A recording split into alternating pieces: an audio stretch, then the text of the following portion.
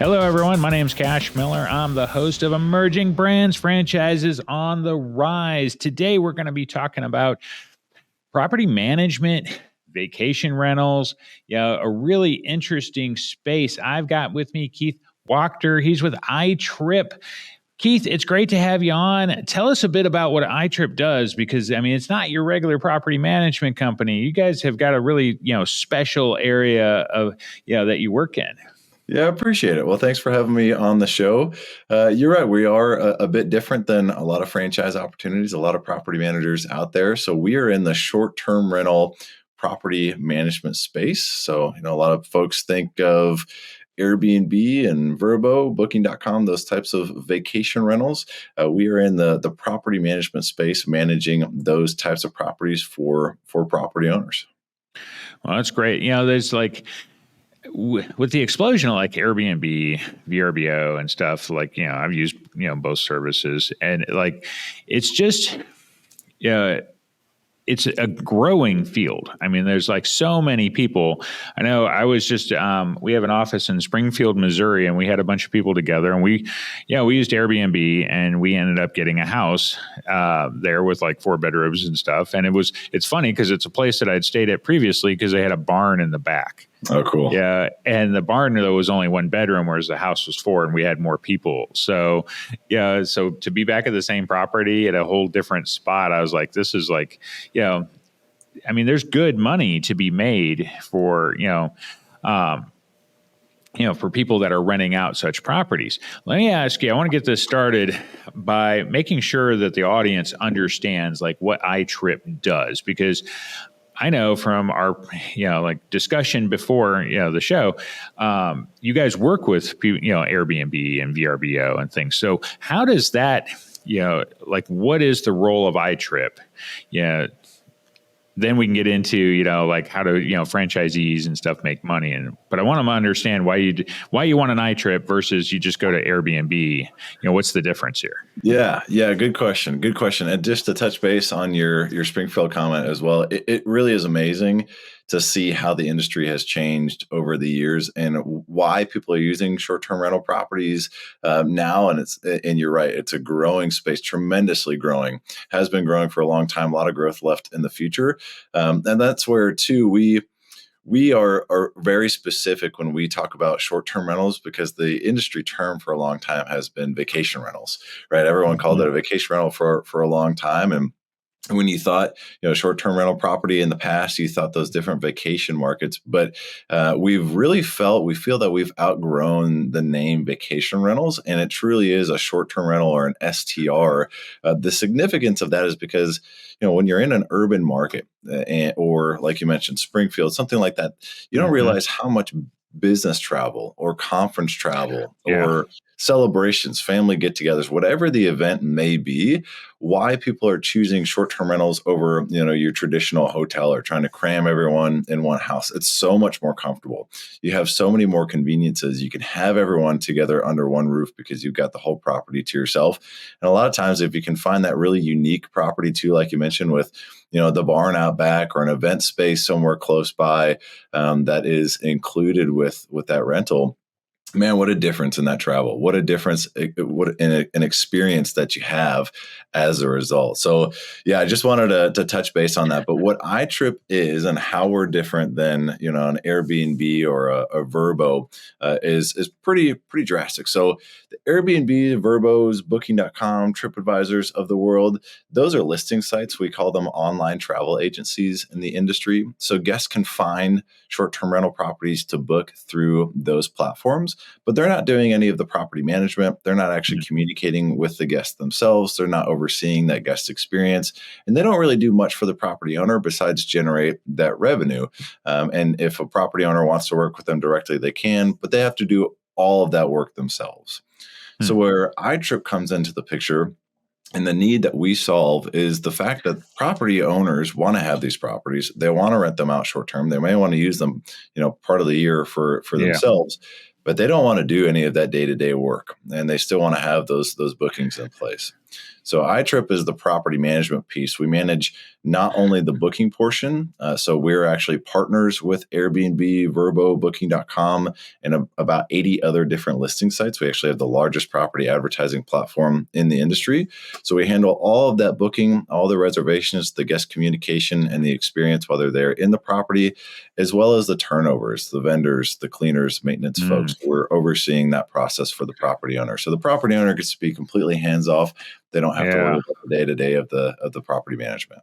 Okay, yeah, that totally makes sense, because especially you get some people that end up owning multiple properties. Like I said, in Springfield, the guy has one listing is the barn, and the other is the actual house. They're actually two separate listings. Yeah, and so it really makes sense, because somebody's got to come in behind. They got to clean up, they got to get all the sheets washed. The same things you would get if you go to a hotel. Those things have to be done, and so you guys manage everything, and the owner can be really hands off. Absolutely. Yep. All right. So now let's talk about, so when did iTrip get started? Yeah. And like, how many franchisees do you guys have, roughly at this point and everything? Cause it's like, how good's the growth been? Especially I say, Airbnb has only been around, a little more than a decade. They got started 08, 09. And really, right. I would think that from your franchise standpoint, because of the rise of those sites, the franchise has probably benefited, the franchisees, your corporate has probably benefited a great deal, from a company standpoint, because it's become so much more popular than it was previously. Yeah, absolutely. So we got in early. We started in 2008, and originally we were a software licensure model in 2008. So we had three original founders. They had properties in Panama City Beach, Florida, and they were short-term rental properties they used a couple of times throughout the year, but then they wanted to rent them out, and they had property managers to assist with that. What they found over time was that the property management services that they were getting, the processes that those property managers had, the systems that they had in place, and the software that they had in place just wasn't well adapted for short-term rentals. And their experience a lot of times was in long-term property management. A lot of, that industry has been around for a long time. So it's not a direct correlation. You can't really go from doing long-term property management and just know everything that there is to know about short-term rental property management. It's a different animal all in itself. So our franchisees are starting founders. What they wanted to do is create, number one, a software to be able to address all the different aspects and operations of short-term rental property management. So we created that proprietary software. They wanted to create the processes along with that as well. So folks, entrepreneurs looking to get into this industry had the platform, had the roadmap to know how to get this business started, what to do to scale the business, and how to most efficiently run the business itself. And so from there, we built iTrip, and our three original founders built iTrip. And then over time, we saw that we're really kind of operating as a franchise model rather than the software licensure model. It wasn't just about the software, proprietary software, and the brand anymore to start the business. There's a lot of training, a lot of operational support that iTrip was providing. So in 2015, we made the transition to the franchise model. And it's been a fantastic transition from there. We've grown to over 108 franchise locations since 2015. So we've had some pretty tremendous growth since then. We're signing a couple more here shortly as well. So we continue that growth, continue that trajectory with big growth. Like you said, there's a lot of opportunities. We still have over 200 available markets across the United States that we've mapped out and found the opportunity for. Just need some folks that are interested in those markets to jump on board. Well, you've also got a unique perspective too, because you work for iTrip now, but for a long time, you and your family were franchisees. So, and that speaks well of the franchise to say that because I say tell that story a little bit, because you ended up selling the franchise, but you ended up joining the corporate team. I say to me that speaks well of iTrip as a whole, that you would want to do that. Yeah, yeah, absolutely. It's iTrip's kind of in my blood at this point. I really love the brand. It provided a fantastic opportunity and a fantastic lifestyle for my family and I. So we were early in. We were originally software licensures or licensees, I should say, and we jumped in 2009, one of the very first ones in the door. So our business was in Orlando, Florida, and so we got started there. I worked with the business for about 8 years in total. I spent the last 4.5 years down in Orlando, Florida, continuing to grow the business. We had great growth, grew a great business. But when I was there in Orlando, we grew our property inventory count by about 50%. So we had some really good growth. And I'm originally from the Nashville area, so kind of wanted to come back to the Nashville area. My parents are getting closer to retirement age, so started to look towards an exit of the business, and we did successfully exit earlier this year, which has been a really cool transition to see my parents transition there. And as a result of that process, the iTrip corporate team reached out to me and said, hey, the business that you guys have been great. You've been doing some great work in Orlando. Hey, would you be interested in a position on the corporate team? And I jumped on it. Like I mentioned, it was a great opportunity for our family and my family and I, and I see a lot of potential left in the industry. Like the corporate team, I've always got along great with all the folks there, and again, see some pretty big potential. So decided to make that transition earlier this year as well, and it's been great. I mean, congratulations, like I say, to you and your family for being able to do that. Thank you. So you have that unique perspective. So what I want to ask is what does the day-to-day look like for a franchisee? What are they actually doing in their business to generate revenue, get sales and stuff? How do they make their money? Yeah. Yeah. So iTrip franchisees primarily scale their business through property acquisition, finding more property owners to work with and more properties to manage. And you don't start with any properties, so definitely for the first couple of years, that's your primary focus is the business development aspect. So we've got about 20 different strategies and different technology, different tools, processes in place that our training team helps with new franchisees to be able to grow and scale their business. Goes through that training process. We actually send a team member out to the market as well to do some training. We'll do business development training and help vet vendors while we're there in the market. But that's your primary goal early on. Again, that's how you're growing and scaling your business. Once you've got some properties under management, and as you continue to get them under management, you upload them to the iTrip system. So you upload them and you're going to create those listings. You're going to be doing pricing to set nightly rates for the properties, make descriptions so that those listings can be created. And then again, the iTrip system is syndicated with over 80 national and international listing sites like Airbnb and Booking.com. Mm-hmm. So once it's uploaded, you'll start to get bookings in, you'll start to get inquiries in, and you'll communicate as a franchisee with those rental guests, questions before their stay or while they're there in the property. You're overseeing that experience, that guest experience. So of course, iTrip helps with training and what that guest experience looks like, what the guest needs before they check in, what the property needs and what it should look like.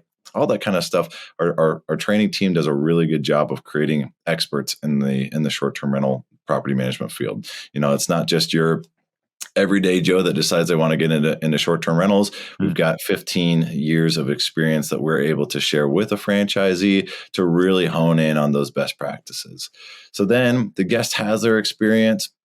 And again, that's primarily where we're generating our revenues by hosting those guests. They're paying the rental rate, and then they'll check out. So we oversee the turnover process, the cleaning, the vendors there in the property, and our franchisees are managing those local relationships with those vendors, and then communicating with property owners, sending out their monthly statements, getting them paid. And again, for a property owner, it's pretty sweet. They get to sit back and just see these rental checks come in. They can check their owner portal, but they don't have to do any of the day-to-day. And oh, by the way, with our huge property advertising platform and our revenue management tools and skills, we're able to actually generate them more rental revenue versus if they're to do it themselves as well. So they get an added benefit of earning more, but doing less. When they're, somebody's paying, okay, I'm curious about this because, if I go on Airbnb and I go, I run a property. Now, I don't necessarily know who's communicating with me or anything. I'm communicating with the property if I've got a question or something like that. So is the franchisee like taking a cut, essentially of whatever, like a percentage or something of what the property is, rented for, or, how does that work exactly? Yeah. So you're pretty much correct. So we have 6 recurring revenue streams. So another huge advantage of this franchise over some other franchise opportunities or other businesses. Once you get that property on your platform, that's recurring revenue every single time that you get a guest into the property. So our largest revenue portion or revenue stream, I should say, is our property management fee, which is going to be a percentage commission on the rental revenue that's generated from that booking. All of our other revenue streams, they are related to that guest as well. So when a guest is staying in a property, again, there are 5 other ways that we continue to build revenue for our franchisees for hosting those stays. Okay, so so the more stays you book, hence the advertising, the way the platform is set up, because you want, it's in your best interest as well as, for the property owner. Like I say, everybody, you're in sync. The more you guys can help them rent that property out, the better you both do.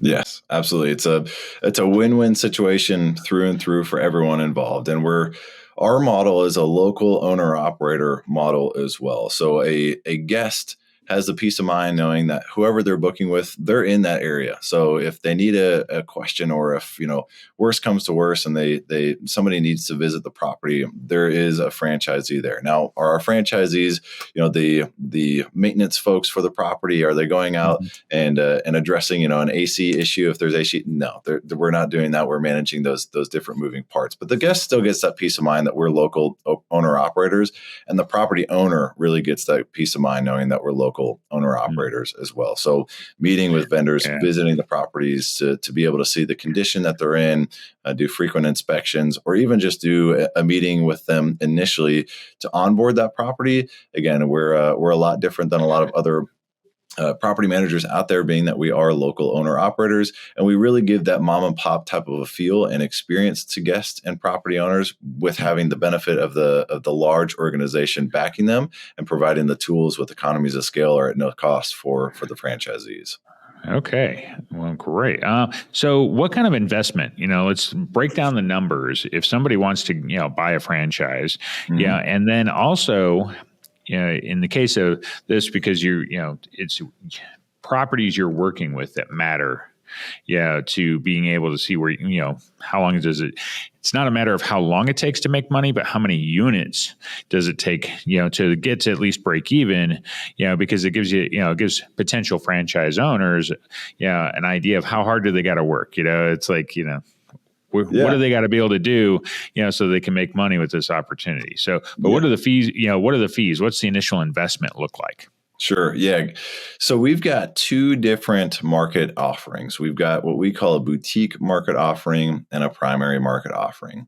The reason that we split those up is primarily, or the differentiator between those 2 is primarily the active number of properties in those markets. So how many properties are actively listed on Airbnb, VRBO, or both?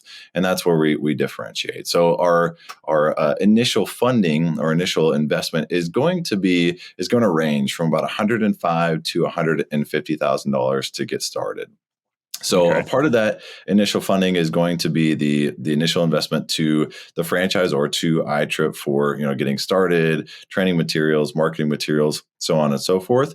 The other portion of that, from about $55,000 to $75,000 of that, is going to be working capital for the first 12 to 18 months of the business. Okay. So like we mentioned, we don't start with any properties under management. So it's always very important to have that cushion in place as you're going out and growing your business, scaling your business, to have those funds to be able to rely on to operate your business. They're not living expenses. They're to operate your business itself.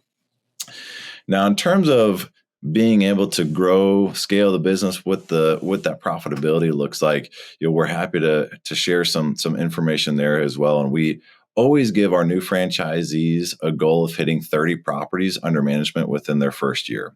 It's a stretch goal. It is tough to do. It takes work, certainly, to get to that point.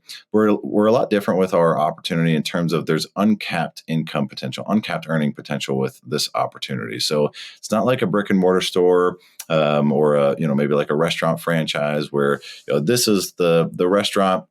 This is how long it takes to break even, and then you buy another store, you buy another franchise location to continue to scale your business and grow your business. We can do a lot of business with one market, with one location, and then as you grow, as you scale, you build a nice business in that location. If you want to expand to surrounding areas, you can absolutely do so, and you've got to a team that you've built to be able to do so. But in terms of what do those numbers look like? What does it look like to scale the business? Well, with that 30 property business, again, using that 30 property business as an example, we can kind of see what that looks like. Last year, our average rental revenue, so gross rental revenue per property on average, was about $54,000 per property. So if we use a little bit easier math, $50,000 per property at a 30 property business, we're at a $1.5 million gross rental revenue business, gross business. Our net income margins range from about 9 to 16% on that gross revenue business. So a more conservative 10% net income margin on gross revenue would be about $150,000 net income. And again, that's at a 30 property business. So you can really see as you continue to grow the business, you continue to scale the business where that revenue will increase, and so will those net income, that net income. Yeah. What kind of staffing requirements do you typically have with this business? So let's say, because you were in it for a long time as a franchisee. So, when you're first getting going to, later on down the road, once you've grown it, to a certain degree, what does that look like? Yeah. So that's another cool part about the business. There is a lot of autonomy that's here with this business. So on one hand, it makes answering this question a little bit difficult because every franchisee does something different. Some folks have partners. It's a husband and wife partners. A lot of our franchisees are husband and wife partners or family business, which is really cool too. It creates a pretty unique environment amongst our community of franchisees. We call it our network of property managers or franchisees because they do all communicate with each other very frequently. It's a really cool collaborative environment that all of our franchisees have. But so a lot of folks do that and they wait to hire till later on, and then other folks, they get started by themselves and they grow and scale the business by themselves, and then they add team members along the way. They may add team members earlier on since they're doing things by themselves. So it really does depend on the franchisee, but like I mentioned, it's cool with this business because you have the full autonomy to add team members, add supporting members to the business as you grow and scale. So you do it as you see fit, and we also have some pretty neat vetted vendors in place as well that can assist with those hiring capabilities or staffing components. So not necessarily having to add a staff member, a team member, or employee to your business early on to assist with things like the reservations and guest communication is super helpful. So it can kind of delay that as well. In my experience, we did have a couple team members on our team that were associated with our business. I was focused on business development. We had some folks that were focused on the vendors that we were working with those vendors as well, and then reservations as well. So again, we had a number of properties, about 120 properties under management, to have a few team members at that size, but everyone will be a bit different. Yeah. So 120 properties, that shows that you can you can really grow it. Is there any particular ideal market that you guys, iTrip has seen, where this model seems to work better than others? Because like I say, we know that, even the most rural areas nowadays, it seems they have a Airbnb or something. Like there's always places, to stay. But have you seen certain markets that seem to be more successful than others?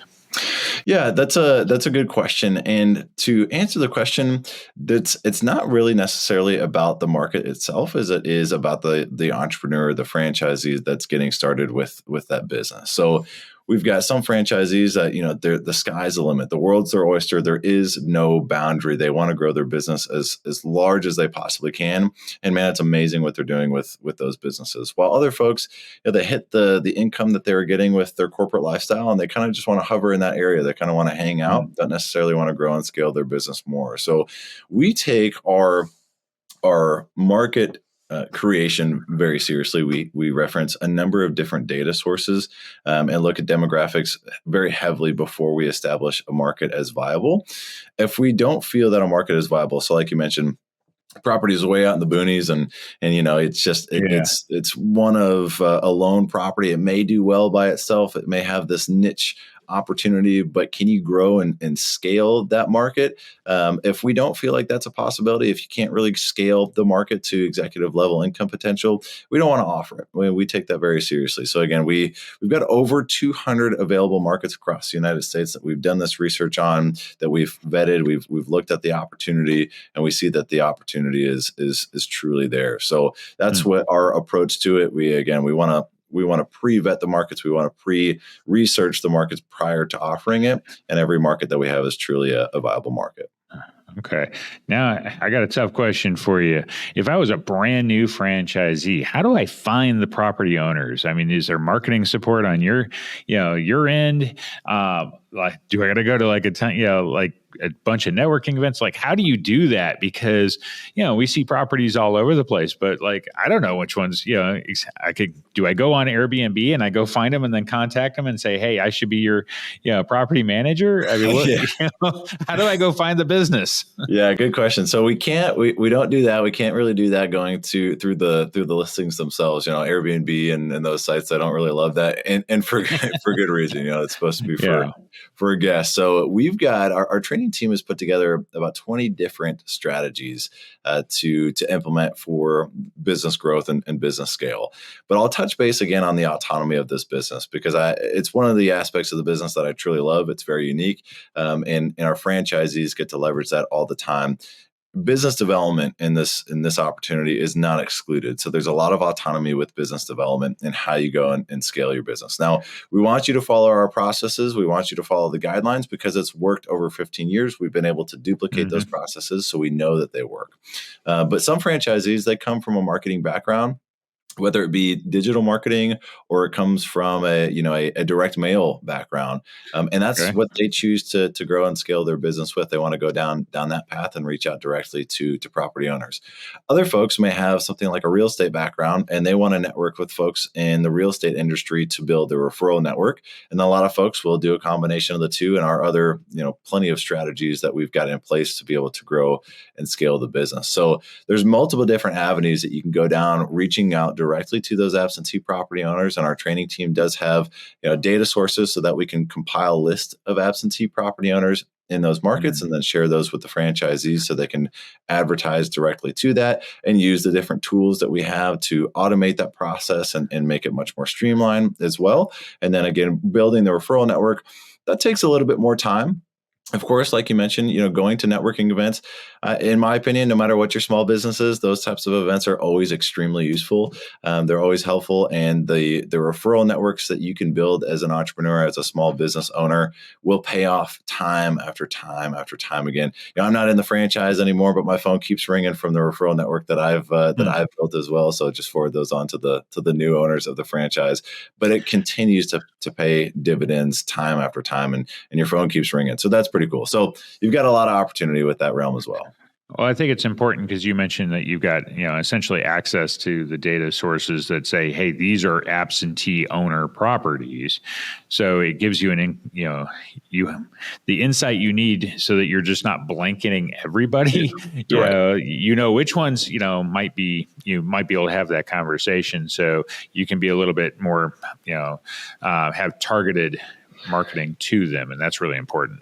Yeah, for sure. And we even go a bit deeper than that too. So we've got some other data partners just for the short-term rental industry too that can help us see where these properties are located, where a high volume, a high concentration of short-term rental properties are too. So, not only just finding absentee property owners, but being in the areas that we want to be in that have a ton of short-term rental potential, that's where we really want to focus. So we can get very narrow with our efforts.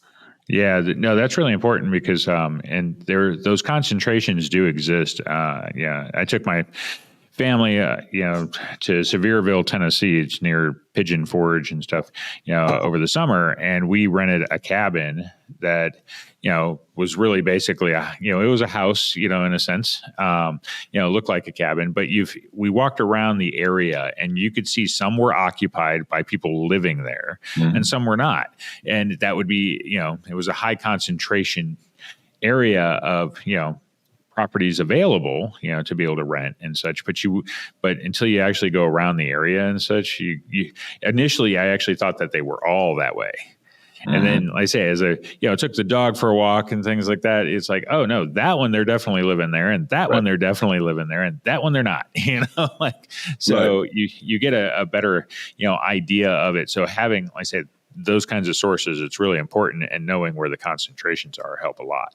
Right. Yeah, exactly. To be able to reach out to those property owners that, for the property that you stayed in, that's important. And then not wasting your money on marketing and advertising to those folks that are living in the property full time.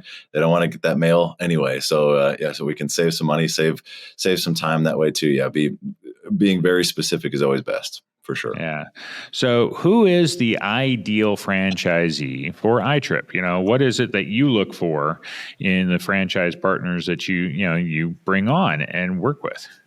Yeah. So that's another cool thing about this business. You don't need to have any property management experience. You don't need to be a short-term rental manager in the past or things like that.